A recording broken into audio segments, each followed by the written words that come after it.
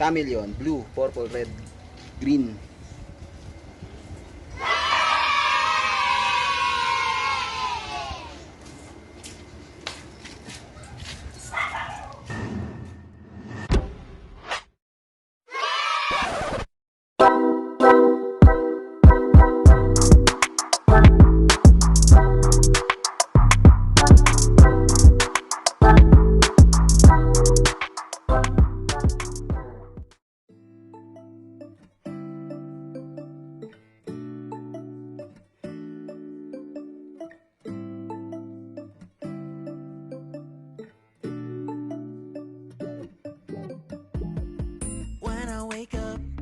I feel cozy, yeah.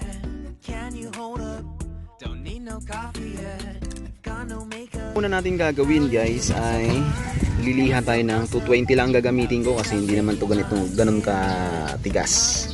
So 120, pwedeng 120 kung gusto magmama. Wala naman akong 120 kaya hindi rin ako mapagmamadali nito. So lilihain na natin ng 220. So gamit tayo ng sabon, soap, liquid soap. Ayan. Yung tinda nating liquid soap.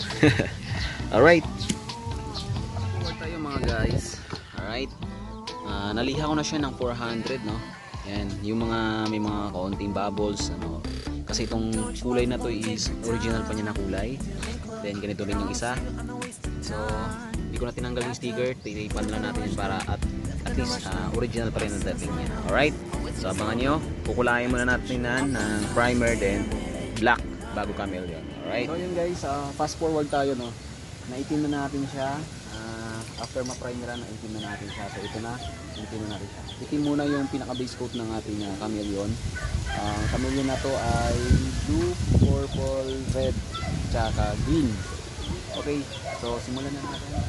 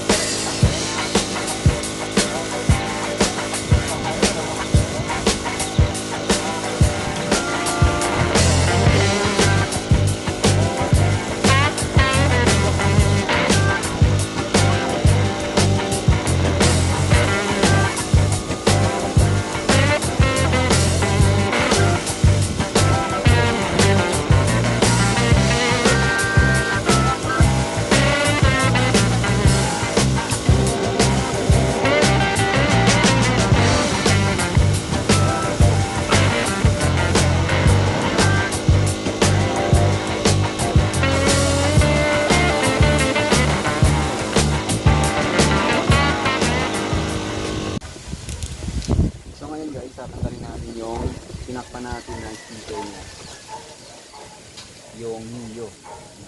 Ito yung palatandaan pala mga boss, no? Yung sticker kapag ang motor nyo ay Aerox version 2.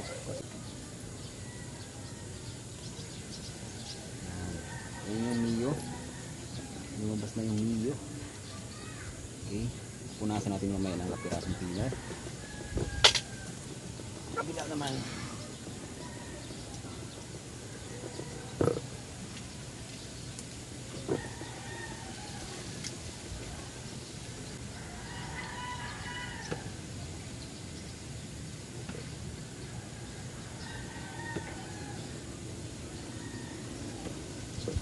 Yan.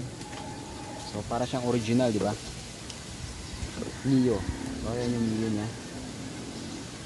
So, bago natin i-top coat.